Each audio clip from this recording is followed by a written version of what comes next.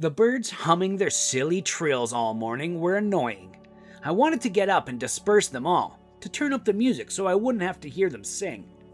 Mason was angry because he'd decided to sleep an hour longer tonight, but the birds woke him up. He hated the birds because Schofield's best days as a businessman were associated with them. He's also hated himself for not finding the strength to do the right thing. And who's to say what the right thing was at that time? It had seemed right to him at the time, but now he thought otherwise. He had been younger then, hadn't understood much, but now he was wiser and knew for sure that the mistakes of the past were very hard to undo. It was probably better not to even try. After forcing himself to his feet, the man habitually took a shower, made himself a cup of espresso, and changed his clothes while the coffee cooled. Mason did everything out of habit. Everything he did was already so repetitive that life was like a series of gray weekdays, repeating one another over and over. It was more like Groundhog Day. It was as if you were stuck in a time loop and all the events in your life were painfully familiar. The man knew exactly how his day was going to go, but what happened next knocked him out and shook him up. After habitually leaving his car in the office parking lot, Mason straightened his jacket and walked slowly towards the office building, where a dirty boy came running out to meet him. Never before had beggars come so close to the place, for the business center was under guard. Mason began to look around, for a child of 10 years was not supposed to be begging alone. Though, who would understand these cleverly devised schemes according to which beggars operate, and every time they come up with a new way to get more money out of people? The man wanted to go around the boy, but he wouldn't let him do that, almost throwing himself at Mason's feet. And then Mason decided that if he gave the kid some money, he'd be sure to leave him alone. He put his hands in his pockets, but there was no change, no cash at all, for the man was used to paying for everything with bank cards and only withdrew money as a last resort. "I don't have any money. Go find yourself another victim." Mason frowned in an attempt to brush off the boy. But he wasn't going to give up. He looked at Mason hopefully with hungry eyes, and he didn't dare say anything. The man began to lose patience. On the one hand, he wanted to help the child. He could see that he was hungry. And he hadn't eaten properly for a long time by the looks of it, because his shabby robe was hanging on him like a skeleton. But on the other hand, it wasn't the Mason Charitable Foundation. He already gave a decent sum to foundations every month to help the needy, and no one accounted to him where it was spent. And how could you trust that boy if you gave him money for food, and he took it to whoever was in charge of him? "You're my daddy. Help," the boy whispered confusedly. The man was dumbfounded for a moment, speechless and unsure of what to do. But when he went over the boy's words in his head again, Mason laughed and answered, "Daddy, you must have me confused with someone else, kid." To be honest, Schofield had grown accustomed to having other people's children trying to impose on him. After all, everyone wanted to profit from someone else. And Mason regarded such remarks with irony. Probably the kid had been taught how to try to pity a millionaire, for the boy was threatening a well-known businessman in the city, Mason Schofield, who was hounded everywhere by journalists who couldn't wait to write some compromising article about him. Even now, they must have been around, eager to get their cameras and dictaphones ready. How much Mason hated the press. If only they wrote the news on the facts, but no, they turned it upside down and made lies so cleverly that people began to believe them. "Okay, kid, you seem to be overstepping the bounds already," the man stated. Mason grabbed the boy under the arm and dragged him away. He was afraid of breaking something, for the bones were literally clanking against each other. But the boy was wiry, and when he pulled his arm to pull it out, he put up a good fight. There were curious eyes on him and Mason, and the man didn't like it. He was afraid a mother was going to jump out of the bushes and start yelling that her kid was being abused, and that was an article, and I'd have to pay a lot of money to shut them up. He was starting to hurt. Either his blood pressure was spiking, or he was just nervous. Looking at the kid, Mason was ready to stare him down. "What kind of father am I? I don't have kids, and I never have," Mason excused himself. "Mommy said you were my daddy," the boy stammered and began fumbling with his hands in his emaciated pockets. Didn't your mother tell you anything else? That you are aliens living in space, for example? The man said ironically. Look at this here. The boy pulled out a jade ring from his pocket and held it out to the shocked Mason. He would recognize this jewelry even with his eyes closed to the touch, because he made it himself and gave it to the girl he loved.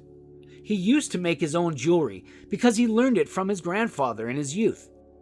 But when he got to his father's house, Mason went on a spending spree. He got a taste for money, and it blew his mind. He gave this ring to Emma before the separation, which wasn't supposed to last long, but lasted a lifetime. Come with me, Mason muttered through his teeth, swallowing the lump in his throat, and clenched the ring the boy had given him. Of course, the man could easily have pretended that he hadn't noticed anything unusual, that it was just a piece of jewelry, the kind they sell in the underpasses. But he recognized him, and what if it really was his son? Mason's heart began to beat hard. He looked at the boy walking beside him, and he didn't understand how it was possible to receive a hello from the past after all these years. He had broken up with Emma almost 12 years ago.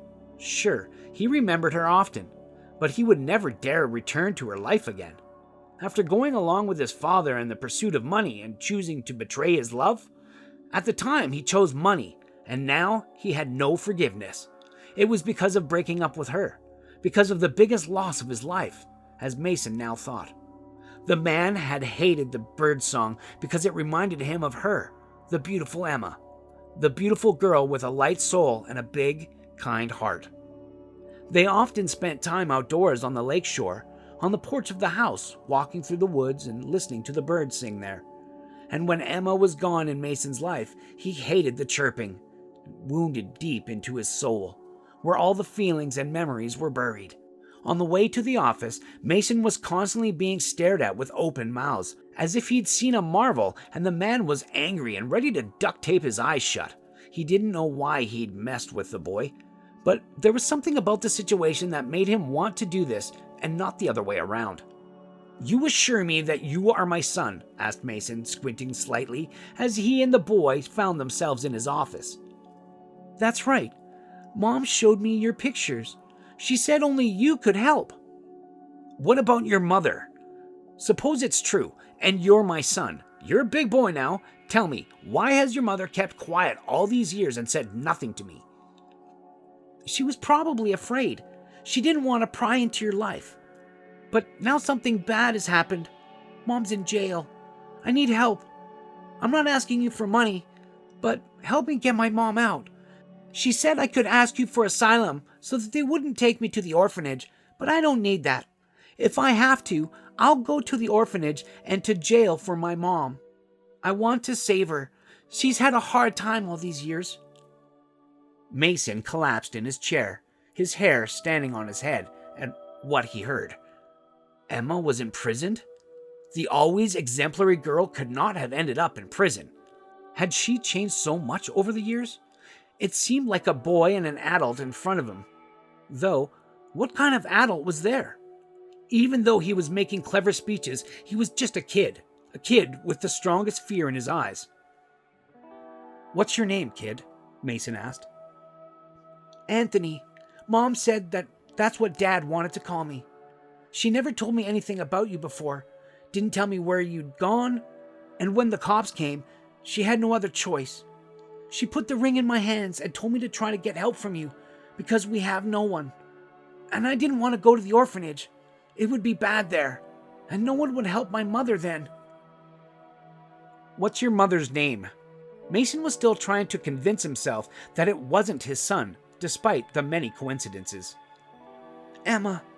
You know her name. The boy frowned. Mom in newspaper clippings where your interview was published. I didn't understand why she collected them all before, but then I realized. I don't know why she was afraid to tell me about you. I wouldn't come without a case if I didn't have to, like now. And what did they put your mother in jail for? He couldn't stop pestering the boy with questions, though he knew he had to think about how he could help. We had a neighbor, Grandma Valerie, who was very ill. At one time, she helped us like no one else. She used to sit with me while my mother was at work. She was like a grandmother to me. Mom worked in a hospital.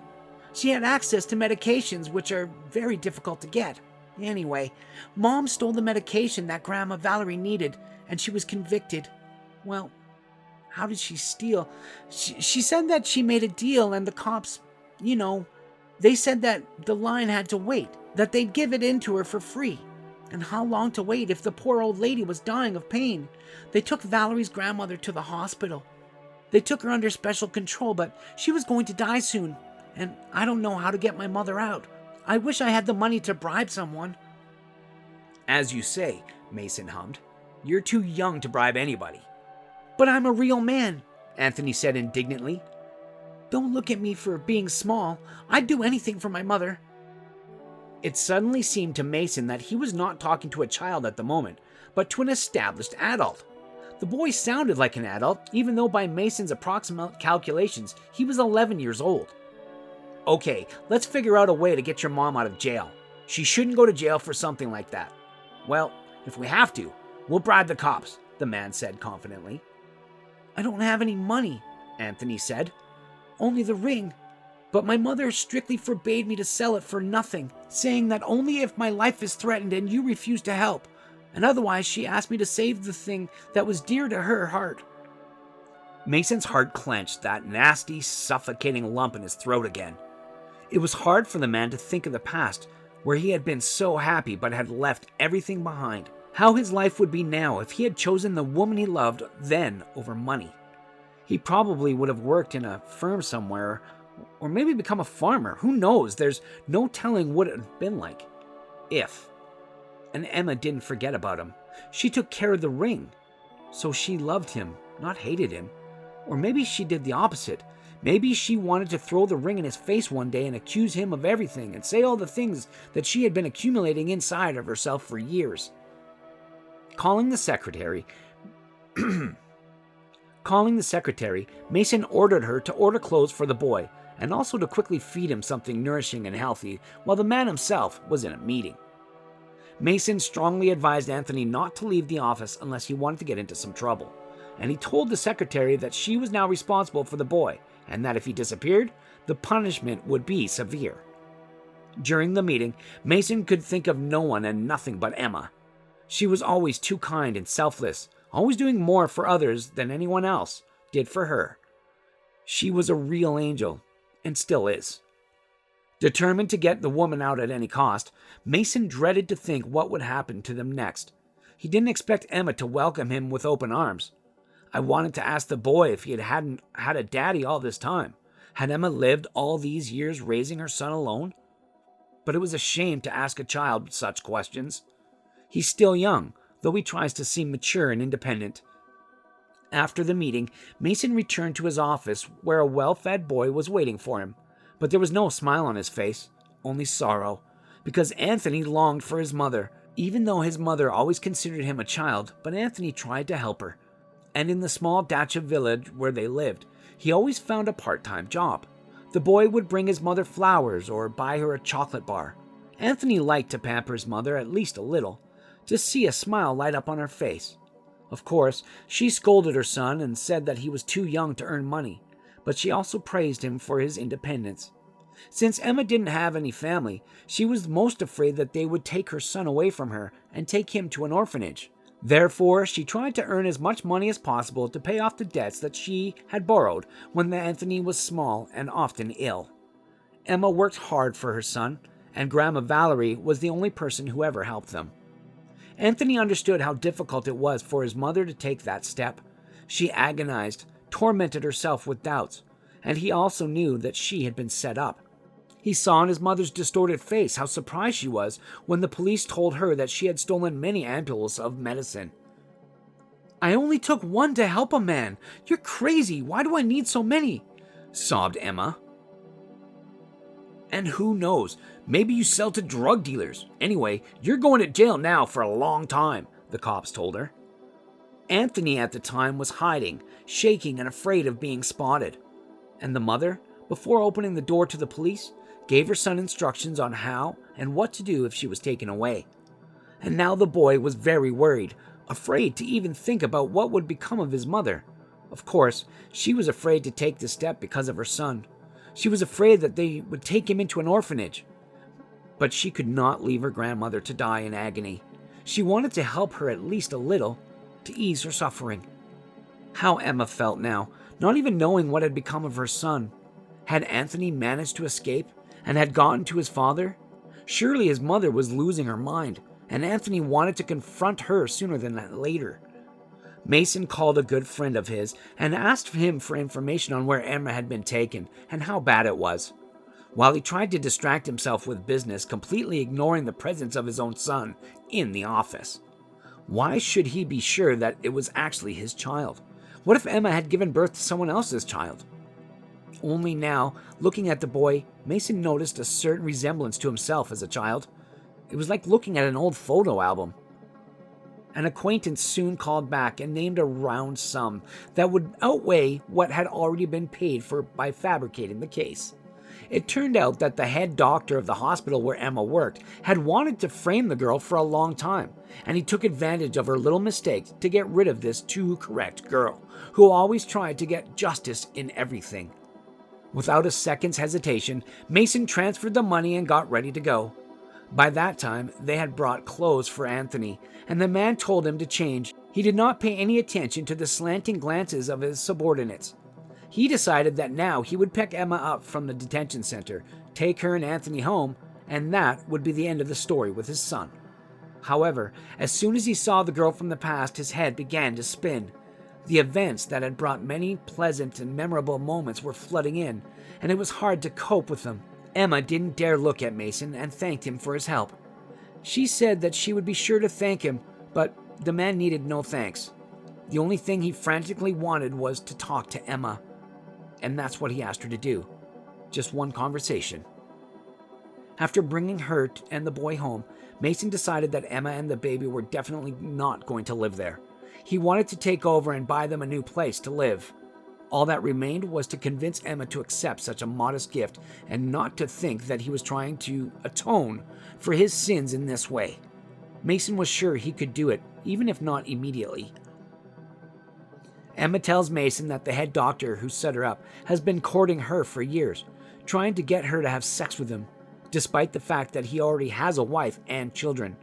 Of course, Emma refused, for which the man promised to take vicious revenge on her one day, to hurt her when she wouldn't even expect it. I didn't steal the medication. It took me a long time to get permission, and eventually they let me take one vial, but it turned out to be a trap. I don't know what I would have done if it weren't for you. You helped me and Anthony out, the woman thanked Mason. Why didn't you tell me before that I had a baby? Asked Mason with resentment in his voice. He certainly had no reason to be offended by Emma, because he was guilty of a lot of things in front of her. Emma was silent for a while, as if trying to collect her thoughts, to find the right words, and then she looked at Mason sadly and answered.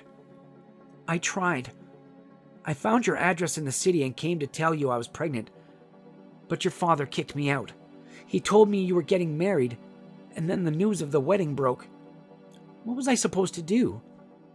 You didn't want to get in touch, did not tell me anything about the fact that he was going to marry someone else, and I was waiting for you. It was an arranged marriage. We divorced a few months after the merger. Mason tried to justify himself.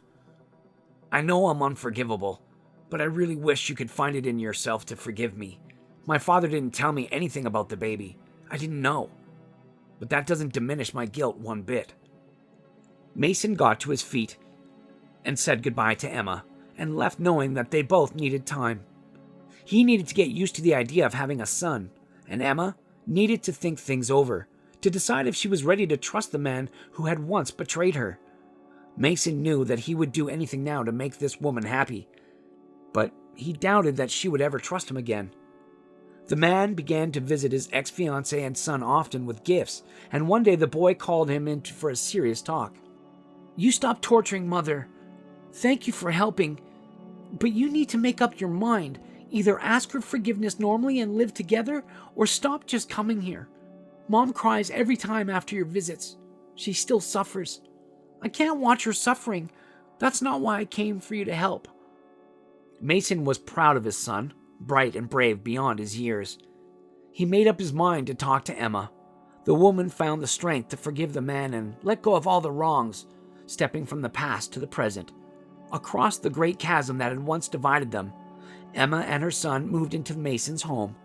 Anthony was transferred to a private grammar school where he could do well and develop all his abilities. The newspapers continued to write articles about how the millionaire had picked up a homeless boy and recognized him as his son. Journalists tried to smear Mason at the behest of competitors, but they didn't get any benefit out of it because the man didn't fall for the provocation. It was Mason's father who gave credence to the journalists' opinions, but he had not been alive for several years. One day, Mason decided to go for an interview, where he'd spoke honestly about the past, bad decisions, and his mistakes, hoping that someone would follow his advice and not make mistakes. The chief physician at the hospital where Emma worked was punished. Mason tried to make the man bitterly regret what he had done and to remember for the rest of his life that it was wrong to act in such an inhuman way. Grandma Valerie lived out the rest of her days in a better place where she was cared for and relieved of her pain. Emma was grateful to Mason for taking care of that woman. She saw the man had changed, which is why she forgave him.